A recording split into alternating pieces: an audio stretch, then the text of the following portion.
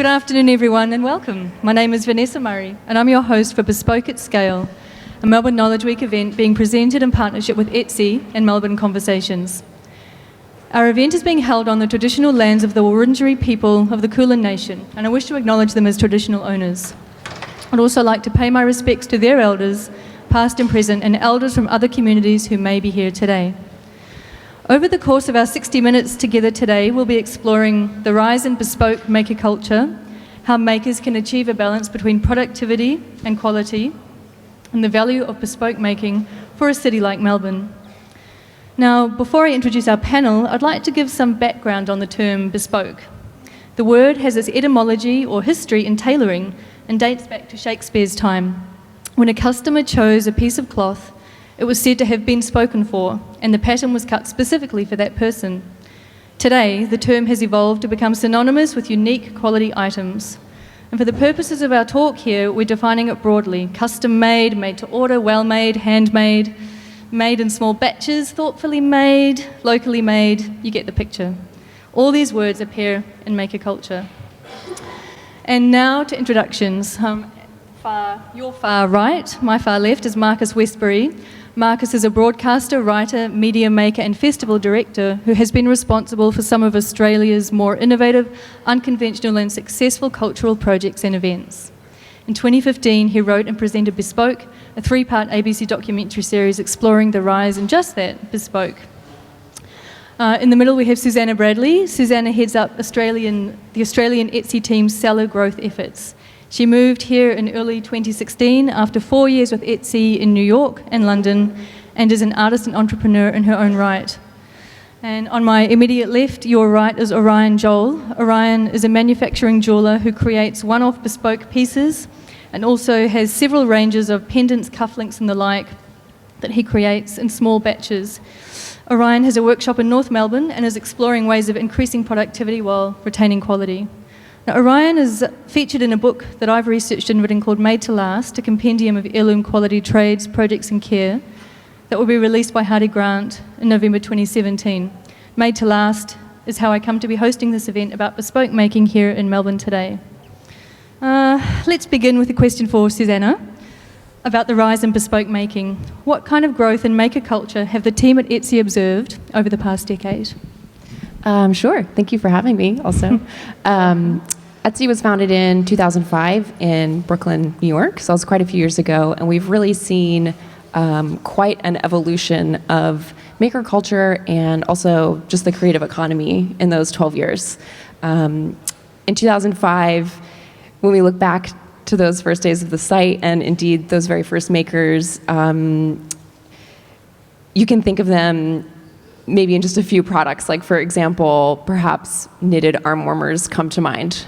Now when we think of the entrepreneurial economy that's really driven by these creative people, the breadth and depth of their products and the sophistication of their businesses has grown so much. Of course, we see that through our own platform, through what is sold on Etsy, through the items that are sold on Etsy, but also the revenue and the GMS that is being driven by all of those sales between our buyers and sellers, but also just in the general sort of arc of how the culture has changed. So it's so much more mainstream now. You know, we kind of, in some places in the world, we've kind of hit peak maker culture, and it's gone to a place where it's something that we tease each other about, and it's artisanal this and artisanal that. In other places in the world, it's much more serious, and I'm actually really excited to see that we're finally coming to a place where it's very legitimized.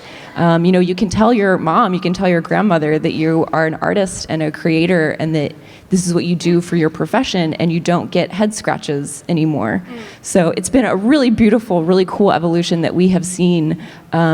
Really, and so many of our businesses go from kitchen table to this legitimate thing, and that's what we're seeing at a bigger scale as well. Thank you. Marcus, do you have anything to add there about the rise in bespoke maker culture? I can give you a bit of context in terms of my own involvement. I came from a background doing arts festivals and events, and then about a decade ago went back to my hometown and found, which is Newcastle, and found about 150 empty buildings in the two main streets. And around the same time, I was incredibly conscious that there was this incredible sort of upsurge of small-scale creative enterprise. So through platforms like Etsy, I have screenshots which occasionally use in presentations of, you can do a search local in Etsy. I've done the local search in Newcastle every 2 years for 8 years. And it sort of starts off with 800 items in 2008, then triples to like 3,000 items 2 years later, and then triples again to 2 years after that. So Etsy was one of the platforms that we tapped into while looking for people. So in the long story short versions, we set up this not-for-profit to basically borrow these empty buildings that were occupying the two main streets and lend them to artisans, makers, creative enterprises of various kinds as spaces to incubate their businesses or their community projects as a means of bringing life back to the city. And that fast forward 8 years or something, we've done 260 projects and reopened 80 properties in Newcastle. And about a third of our projects have gone on to become sustainable businesses. So jewellers, craftspeople, designers, artisans, makers of various kinds. And in turn, that spun on into a national program called Renew Australia, and then that in turn, one thing led to another, and I ended up making a TV series called Bespoke, which incidentally wasn't my choice of title, and I actually can't stand the word now. It's become a punchline in my life, but about this phenomenon of the rise of makers. And it's just really interesting. I mean, for the show and for the book I wrote last year and various other things, just looking at the statistics, like the number of jewellers in Australia grew by 700% between the early 2000s and the late 2000s, and that to me is it's really interested in all the different aspects of this phenomenon. But a big part of it is, I think, people increasingly discovering the value of creativity to their own lives, people being able to connect with others and through financial platforms or communities of interest around making and sharing, and the globalisation of through platforms like Etsy, but forums and specialist platforms for virtually every form of creativity, the globalisation of what were once very isolated niches of creativity. So people finding each other and discovering each other, and getting access to global markets and global audiences for unique local stuff. So that's the context in which I come here today. Thank you. So there are more people making more bespoke things. Who's buying the bespoke things, and where is the demand for this renewed supply coming from? I'm going to give that one to Susannah. Again. Yeah, I'm happy to take that one.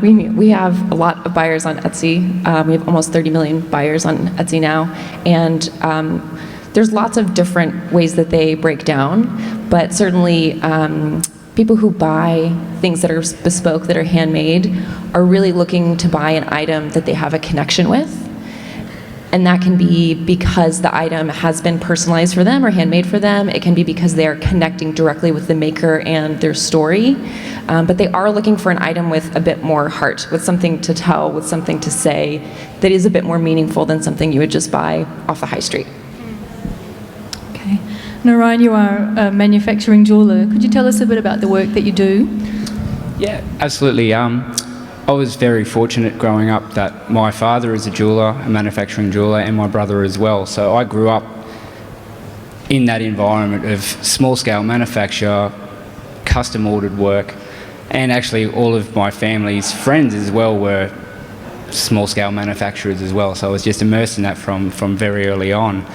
And the work I predominantly do and what I was trained to do is very small scale custom orders. So someone would come into our workshop where it had a clearly visible workshop, and people could actually see the work being done.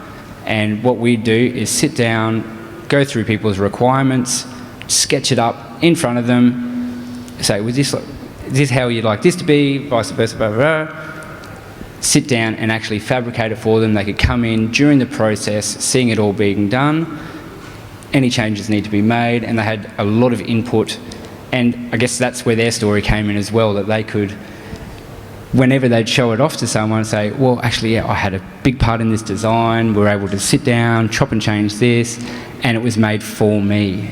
And that is really, I guess, for me, why I love doing it as well. It has that potential then to go on to be a future heirloom for people that can just go on from generation. And for someone to appreciate your skill set and what you do so much that they're willing to pay money for it and to pass it on, it's a huge thing.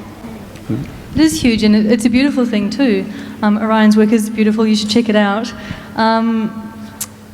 So not everybody will take the time to seek out these well-made items, and in all honesty, they probably cost us more than something that's been mass-produced on or offshore. Aside from the maker's story, what else are we looking for when we're reviewing or exploring items? We're looking at the quality of materials. What else? I think the phenomenon of making at the moment covers an incredibly broad spectrum. I think it covers people who, at one end of the spectrum, I think you've got a line that's blurring completely between creation and consumption. People wanting to actually be involved in the design, the making. So it's more the experience of being part of the creative process, and sometimes that's as an amateur, sometimes that's as an amateur growing into a professional, and there's lots of different reasons, and that relates from everything, I think, from 3D printing, which isn't particularly about the materials but about the design and the democratization of technology, through to increasing value of craft and jewellery and those sorts of things. At the other end of the spectrum, I think we live in a world of soulless, mass-produced junk, and I think people increasingly value things that have a quality and a continuity and that are more than that. I think people increasingly also want to know what they are buying, where it came from, who made it, why they made it, what the story behind that product or that thing is. And I think sometimes that's an ethical decision. It's grounded in people, concerns about the welfare of people in factories, in anonymous places, making anonymous things. And sometimes I think that's a personal identity question. I think people want to, they want to know why that thing that they've got came into being, and want to know the person and the story behind it. I think it's part of building your own story. I think as a kid growing up, I think I felt like I lived in a world where if you didn't have the same things as everyone else, it felt like you were missing out on something. Increasingly, we live in a world where you want to define yourself by not having the same things as everyone else, and being able to find unique things and a unique story and build your own identity. And I think collaborations with makers and being able to engage with the story behind your products is a really important part of that. Yeah, if I could add to that, I think we're living in an age of such hyper-personalization. Like when you think about all the information that Google and your phone have on you, that that degree of information is being used to give you really personalized recommendations for things. But there's this kind of funny mismatch that happens where it's not actually particularly personalized, but people are starting more and more to want that. And they're like, how can I differentiate myself? Like, the trend is blush pink, fine, but I don't want the blush pink scarf that everyone else has. Like, I want this extra element to it. And those bespoke items, working with creators, it does give you that additional element of self-expression, really. Yeah, so we're getting a strong theme of story, and I guess we see the desire for story, our own stories, and understanding of other people's stories emerging in other fields too. Corporate storytelling is becoming big business. How comfortable is it as a maker, Orion, to share your story? Do you always feel like doing that? Yeah, absolutely. And a lot of the time with the people I work with, my clients, we end up, it's a very personal process. So a lot of the time I end up becoming friends and very close with the people that I work for, and sometimes intergenerational as well. In our old store, I would be working on grandma's jewellery, and then her children, and then eventually their children as well. So my story gets told through that, and also I guess I tell their story as well. So that's you very become personal. part of each other's stories. Absolutely, yeah. Okay, and how about Marcus at the project in Newcastle? How many makers are still there today? Well, as I said, we began the process, if you go back to 2008, we managed to get hold of about a dozen empty shops in the two main streets of Newcastle, and through local markets, platforms, word of mouth, public meetings, Etsy, like literally directly contacting people who just happened to be in town on Etsy. We managed to get about 100 and something proposals to take over some of these empty shops. Some of those people are still there today. They've turned them into viable businesses and are still going. There's a number of projects and businesses that have spun off, and not everything we do would fit the bespoke handmade category, but the rules for Renew Newcastle is in order to do a project in that on that as part of that program, you need to make what you do. So that may be you're a photographer or a digital artist or a graphic designer, or it may be you're a computer programmer or a writer or a publisher, but a lot of those people are involved in the creation of fashion, jewellery, objects of various kinds. And so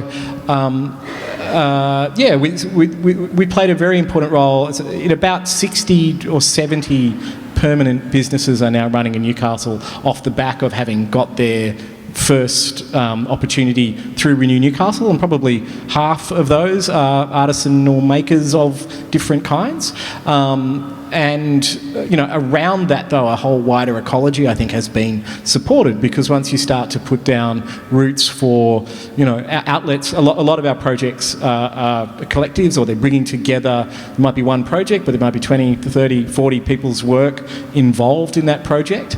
And then the other thing we've started to notice is that as you create a critical mass, you create communities that support each other and cross-connect each other. So, that photographer might take photos of that person's jewellery and help them put it on the internet and promote it, or the person who's a publisher may write an article about that person over there who's making clothes, and you see these sort of network effects start to form, and as well as a sort of a bigger sense for the community, which I think has been a part of the work that we're trying to do with Renew, which is this sense of taking an old Main Street, which had been a place of consumption and sort of failed as a modern shopping mall, and turning it into a place of creation, turning into a place where, rather than being defined by having all the same things you see in everywhere else, it became defined by being a place where you can get all the things you can't get anywhere else. And I think that's important for the identity and the integrity of local communities. I mean, I think one of the challenges is we live in a world where, I've travelled a lot since I started doing this work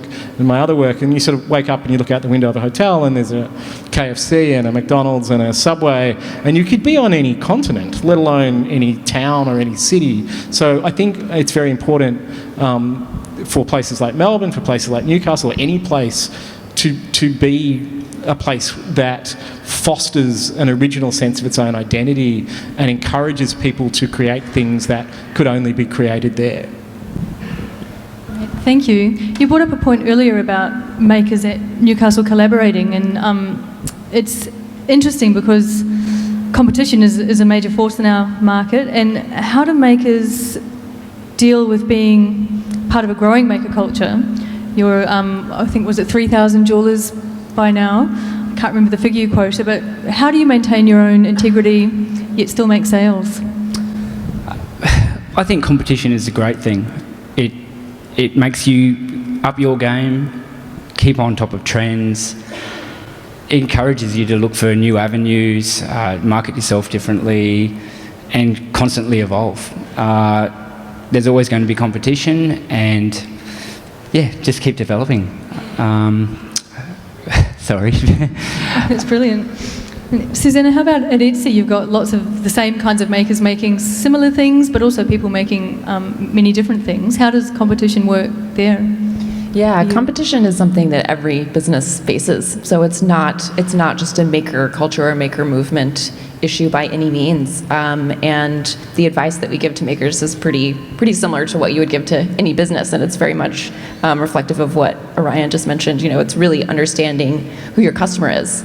So many people who are becoming a maker for the first time or starting a creative business, they might actually start with what they make because they enjoy it, because it's their skill, it's their craft. And they haven't done the second step, which is thinking about actually who's the audience for that item and how do buyers see it, how do you speak to buyers about it. So it's really developing both sides of your business. And once you kind of understand who that audience is and who that buyer is, it can guide so many decisions which can help you stand out from the competition. Everything from product development to how you're marketing your work, how you're speaking about your work, everything. Is it possible to be a maker and not have a website? Yes, but it's unwise. Orion has a website. Researching Made to Last. I found really without a website, I feel like people are going to get lost. But they're definitely out there. You maybe just have to look a lot harder. So how can a maker who's doing well increase productivity and meet clients' or customers' desires and demands while still retaining the authenticity of their craft and their purpose? You can only make so many rings or cufflinks or pendants a week, presumably. How do you manage that? What are some ways of managing that? You can definitely outsource, but I think you have to be very selective of who you outsource to. Those people that you do employ, they have to have a passion and an attention to detail and eye for that quality that you possess and you strive for. They're definitely out there, and I think as long as you can still keep a general overall grasp of that product, there's absolutely no reason why you can't grow. But then, how big's too big as well? I've had the opportunity, I guess you would, to work on some of Australia's biggest retail jewellers when I first went out on my own, and I quickly decided this is not the direction I want to go in. It's just pump it out, purely for profit. And there's no soul, there's no substance to it. It's purely monetary gain, which is not what I want to do. But I think, to get to that level, because if there is that demand for your product and your style, you still need to be able to produce and to provide that level for people and that higher amount, that higher yield. Yeah. That's right, and I guess outsourcing is one approach, and another might be apprenticeships, which we've seen really fade away culturally, particularly in countries like Australia and also New Zealand. Are there any movements, do you think, back towards apprenticeship models in maker culture? Marcus, what do you think? I'm not an expert on apprenticeships. I think one of the very weird things for me was to recognise that at the same time the number of jewellers in Australia increased by 700%, pretty much every state in Australia gutted its TAFE courses in things like jewellery making on the basis that there was no demand. And I thought that was very weird. And I think it's because the definition of demand is they're looking for big industries to feed these graduates of these courses into. So they're asking industries whether they need jewellery makers, and the reality is it's a much more fragmented but diverse community of makers. And so one of the things that we've found with Renew is that one of the things that's often the backbone of a lot of our projects isn't just selling but skill sharing. It's training, it's workshops, it's courses and classes and opportunities to collaborate with others. And I think I'm not an expert on apprenticeships or what's happening on that front, but I'm very conscious that that world of short courses, informal skill sharing, people training and supporting each other is exploding at the moment. There's a huge amount of demand for that, and it's bringing more makers through, but it's also bringing more people through who are getting the opportunity to appreciate the process. Yeah, I wanted to touch on something that you said also that was, I thought, super interesting about this idea of intentional growth, which is, when we normally think about business in our, everyday capitalistic hat on, it's basically growth at all costs, right? It's our business has to keep growing every year. But I think actually something like a really beautiful kind of alternative that maker culture provides to that model is actually I'm one person and this is my business and I'm going to make intentional decisions about how I want that business to grow. And maybe it's not growth at all costs. Maybe I don't want to hire anyone else. And that's something that we hear repeated from our Etsy sellers time and time again, that they've turned down wholesale offers or they've turned down shop fronts because they don't want their business to grow that way. Their business serves a certain purpose in their life, and it's not necessarily to explode and become a mega national brand.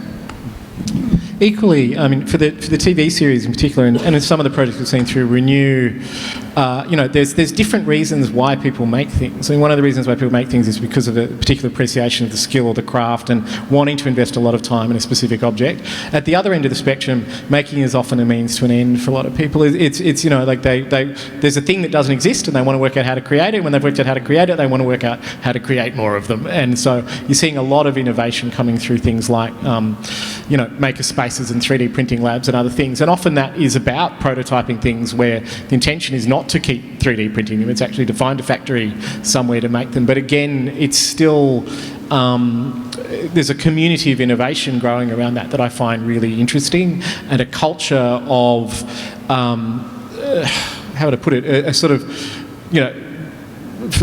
democratisation of the means of production. Like the idea that people, more people can experiment with making a wider range of things because the tools are becoming cheaper and more diverse. And I think, when we talk about makers, we're often, we sort of lump all of these, things. That's why I found Bespoke a difficult title for the series, because I really wanted to cover that whole spectrum, from people who are very consciously being bespoke to people who are making as a means to an end, and a whole bunch of people in between who are trying to make conscious decisions about where do I want to scale up, how much of this do I let go of, how do I keep my integrity. And I think there are people out there that are wrestling with that as well.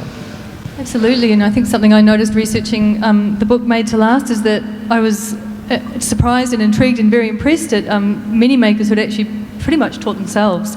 Got on YouTube, watched a lot of tutorials, read a lot of books, just through a lot of determination, trial and error, worked out how to do it, and are now making beautiful, long-lasting, durable things that you might think they'd spent years training under a master for.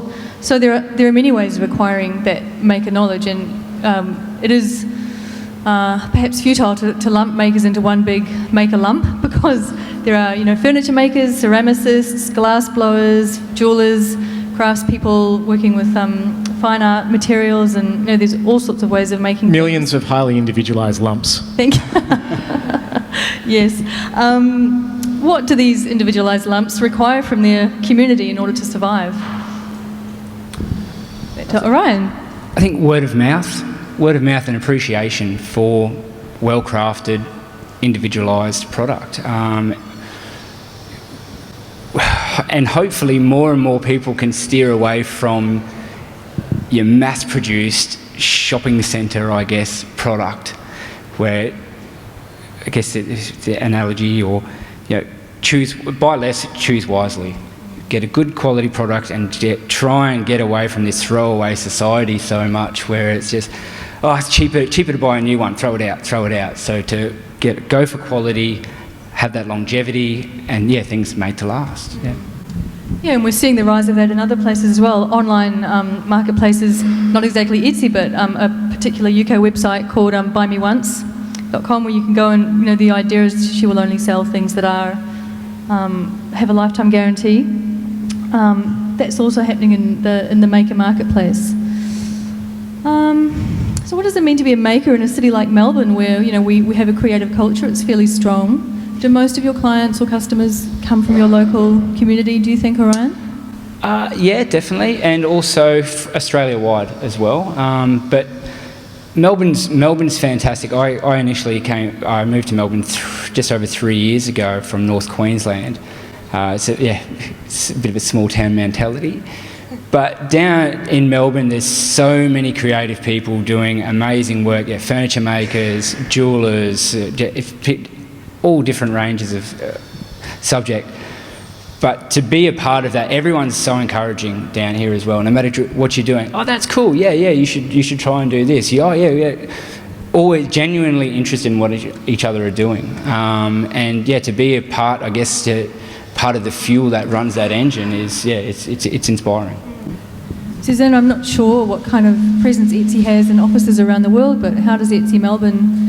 How is it similar or different to Etsy New York and London, where you've also worked? Yeah, Etsy Melbourne has a very unique position because Melbourne is such a creative place, and it's small enough that we can really get to know our community here, and many of our makers we have close relationships with. But really that community element is really, that's the bit that I love the most about the being here in Melbourne is the creative community. I think being a maker can be really lonely. Like oftentimes you're just one person working away, listening to your podcasts, and you don't have the colleagues, you don't have the water cooler,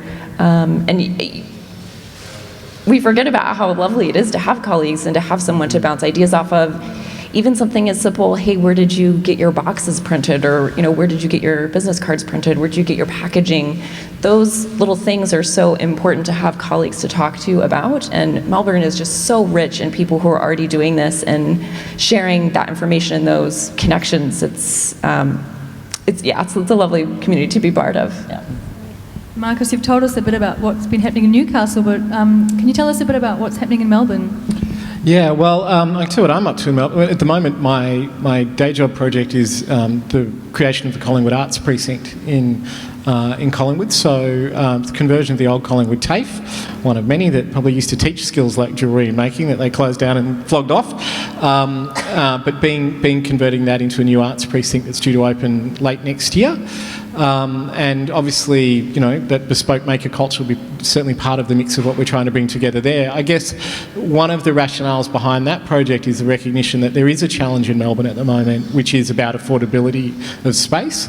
Historically, certainly when I first came to Melbourne, which would have been in the mid-90s, the inner city was just flooded with people. Every nook and cranny was full of people making and creating, having parties and events and, galleries and whatever may be.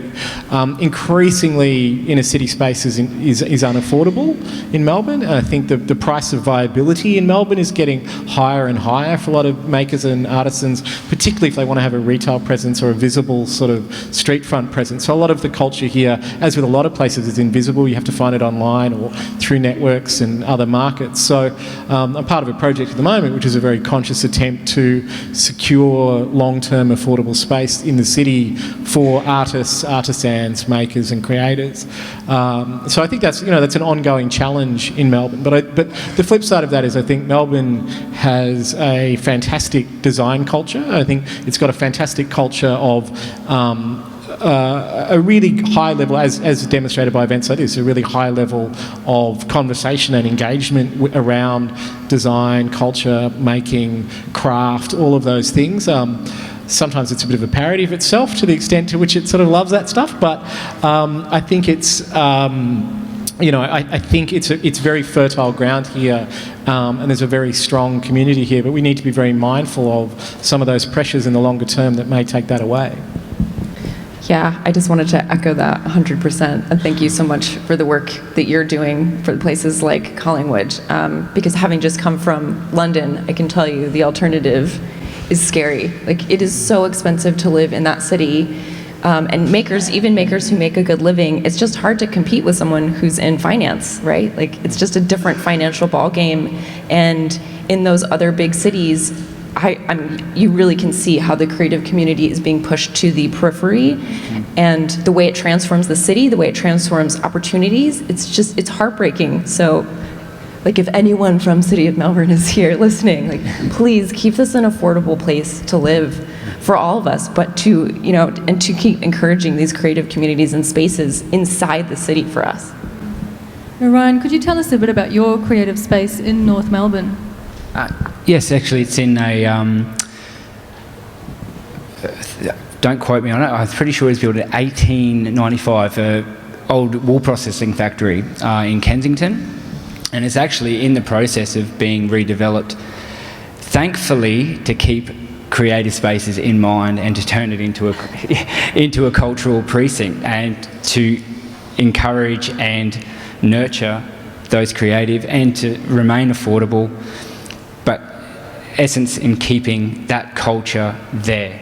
So there will be a secondary college in one part of the building being set up to train new makers, new people who want to work with their hands. There will be a corporate offices behind one section, but the whole essence of the project, I guess, is to keep it that spirit there as well. And and our little workshop is fantastic. I share with another jeweller, Emily. She's a fantastic jeweller. It's everyone that walks past, it's this little cobblestone laneway that comes through that you just would happen upon. And you look through and there's all these different creative people in there. We've got our great little jewellery workshop, but there's fantastic furniture makers, artists to graphic designers, and again, that's another little community in there. If you're out making a cup of tea and, oh, what do you do? What do you do? There's always people there at all different times of the day living totally different lifestyles. But no, it's fantastic. It's great to be a part of. What's the name of the building? It's the Young Husband building in Kensington. I think, Marcus, you mentioned in Newcastle how production the consumption area sort of failed in Newcastle, and then you've brought back production, and that's starting to work. I was just wondering whether you've seen this pushback of consumption spaces coming back into the area, and if so, is there any strategies around trying to keep the production elements in the area?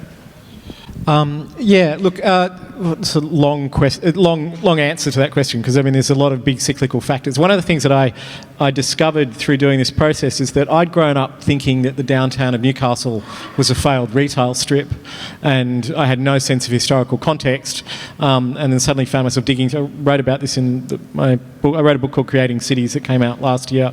But when I went back to the the old archival images, all of these shops that I had always thought of as consumption spaces had actually begun life as manufacturing jewellers, and they'd begun life as little breweries and craft spaces and confectioners, and all these, everything was made there once upon a time. And so that we went through that full cyclical cycle where they became spaces increasingly of consumption.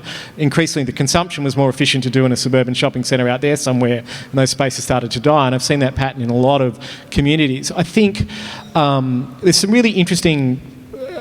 the balancing act in Newcastle is interesting at the moment. I think there's a really good balance between the two at the moment, but there's always those pressures that people with more money are going to come in and push out what's happening there.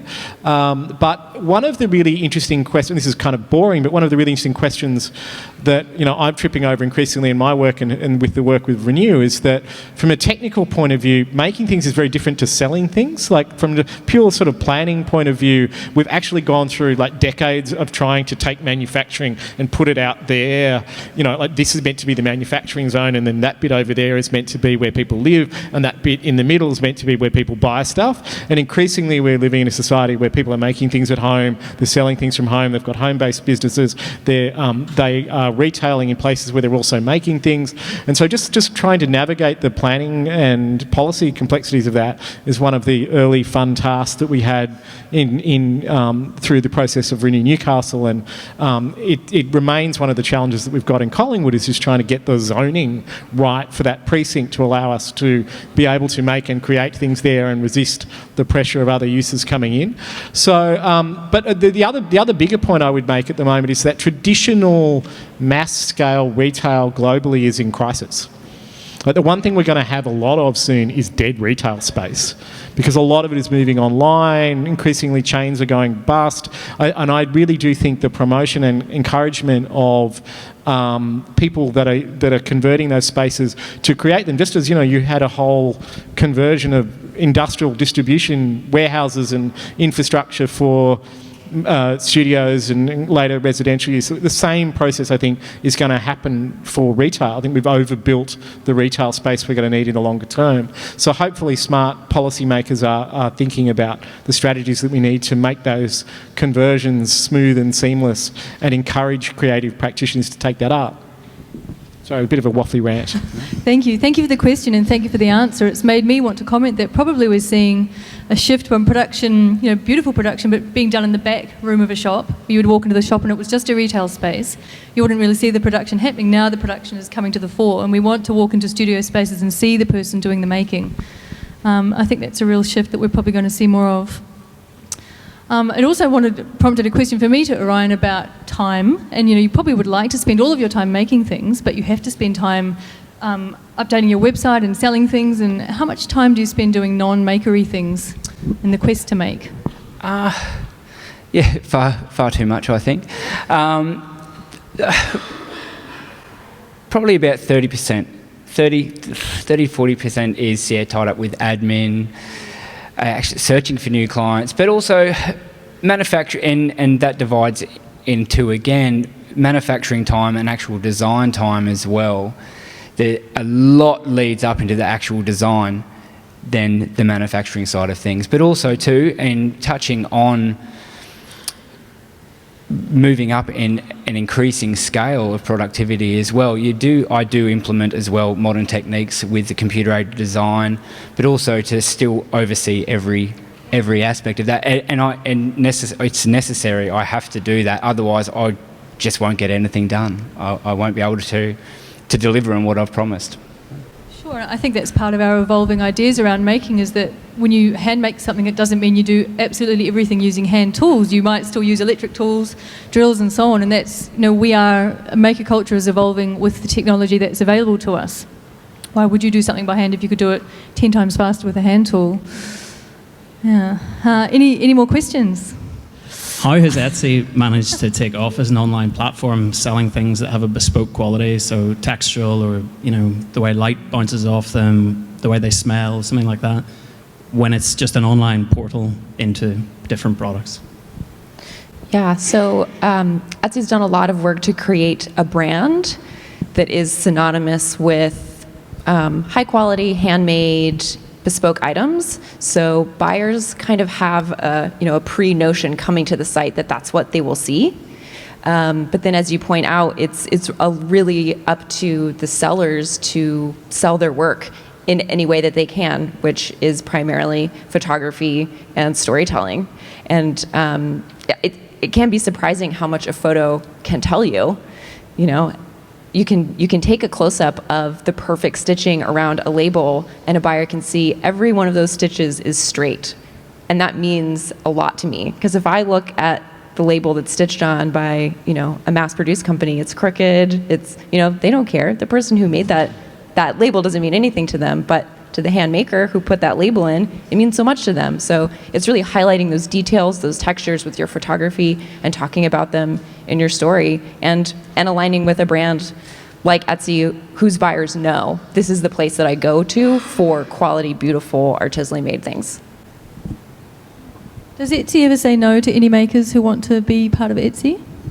Sort of. There's not an application process, so anyone can set up their own site on Etsy, but there are rules about what can and cannot be sold, and if you do not, if your products, in your shop do not adhere to those rules, then you may not sell them on the platform anymore. Hi, can you hear me? Yeah. My question is to do with, so as a maker, you have your own style that you want to maintain, but given that it's a custom jewelry, for example, you're still trying to design for your client. So there's some sort of collaboration or compromise that you both come to. That's an assumption. Just wanted to understand, how much do you ask about your customer or your client? Is it just the size of the finger that it ends at, or is there more to what the customer wants that you ask about? Yeah, absolutely. At the end of the day, the customer's always right. But what they may want and what can be done can quite often be two different things. No, look, it goes all the way through from, of course, finger size, but also the lifestyle they live, what they want from that piece of jewellery as well, what sort of work they do, if it's practical for what they do. So it's a huge collaboration back and forth.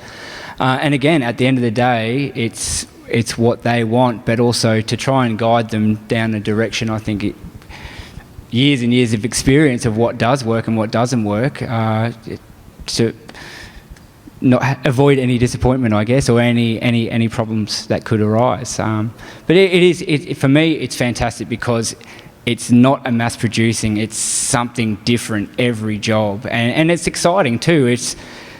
It opens my mind for creativity as well, for people to say, to be honest, sometimes I just go, oh no. But then, okay, look, let's run with it and see what we can do. And then I'm really, really glad that we went, and thank you for getting me to go down that avenue, because it's not something I ordinarily would have come up with myself. So yeah, it works both ways. Yeah, I guess we go to makers when we're non-makers for their skills, their tangible skills, but also for their knowledge and their creativity and their ideas. So it's a bit of everything, I think. I'm just wondering how we can encourage makers to support each other. Probably more than in Melbourne, but in some of the smaller towns where they perhaps don't have the resources and support that we do in the city. Marcus, do you want to take that one? I'm not sure that there's a crisis there at the moment. I actually think that there's actually quite good networks and communities around makers supporting each other, and sometimes they're physical and sometimes they're virtual. And I think it's kind of really interesting, a lot of my work with Renew Australia, since Renew Newcastle was so successful, the last few years, up until I started on Collingwood, I spent a lot of time visiting small communities around the country and meeting these communities of makers and craftspeople and artisans that, you know, had an interest in the future of their towns and wanted to perhaps do something similar to what we've done in Newcastle. And all of them were part of broader communities. Either you know, there were local craft markets or design markets or those sorts of things. There were communities that shared skills with each other. And you'd be amazed, you know, to go into country towns and find, you know, I don't know, like people who make bags and sell them all around the world, or people that do leather work, you know, and the leather is made in the town and the wool is grown in the town. And, you know, like there's some quite extraordinary little local niches, but increasingly connecting up to global audiences out there. So I know Etsy does a lot of work and it has community platforms and other things attached to it. There are communities of interest around, you know, you mentioned the self-trained YouTube video phenomenon. People, I think one of the things that is driving this upsurge in makers is that there are supportive communities to help them. They're markets and platforms and businesses or whatever, but equally they're just peers to encourage, train, share skills, etc. So we probably could do more, but I think that actually it's a much more positive outlook now than it was a decade ago, and certainly a decade before that. Yeah, if I could add, we do have a feature on Etsy called Teams, which is a way for individual makers to get together into groups and to work together and to do really whatever they want to organize, whether that's markets or promoting each other or just being colleagues. And we find that they are super popular, actually, outside of big cities where there are fewer resources. And we try our best to help support them doing the things that they want to do. But actually, the things that they come up with organically on their own are quite amazing, and they're exactly what they want to do. So they, you know, put 110% of their effort behind them. So I would say the best way for us to really support those communities is to stay open to their ideas. When they get together and they think, okay, this is the thing that we want to do, we just need to make sure that the communities they are a part of are actually open and say, hey, okay, have this space for free, or you know, come and do this talk at the library, share your skills.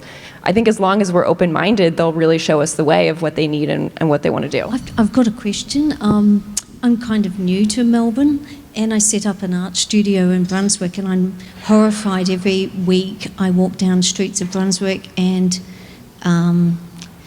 art studios are closing and they're being turned into residence. And this is, I can see in 10 years there'll be nothing left there. But there's one thing that I'd like to ask the panel.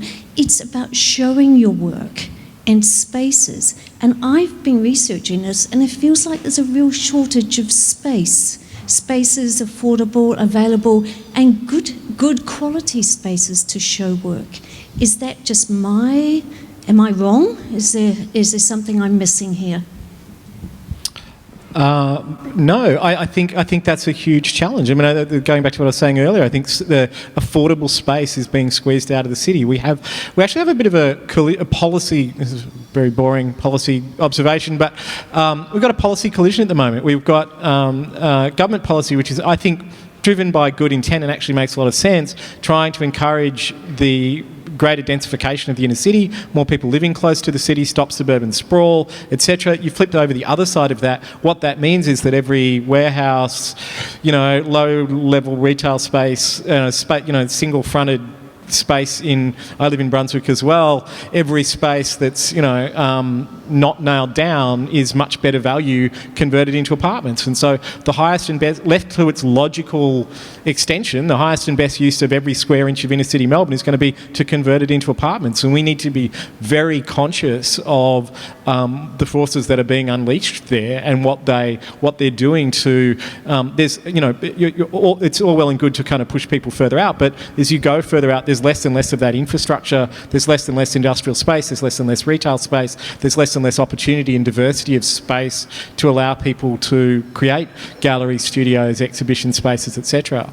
So I think, there's a real challenge here, and I know that the state government and I know that the City of Melbourne, the City of Yarra, where I'm working at the moment, are conscious of that, but it feels like, they're conscious of, it's like a bucket against an ocean. There's just a huge set of forces that are driving this kind of activity out, and unless we stand up and make it really clear that that as a broader community we value affordable space for creativity in all of its forms, we're not going to get it, and it's going to disappear. Yeah, sorry, the observation was just that there's a shortage of gallery spaces as well. And I think, that's true. I mean, I think, a gallery, but I think all kinds of space are under, affordable space, full stop, is under pressure. And I think the challenge with gallery spaces, or, to build up an identity and an infrastructure around a gallery takes time.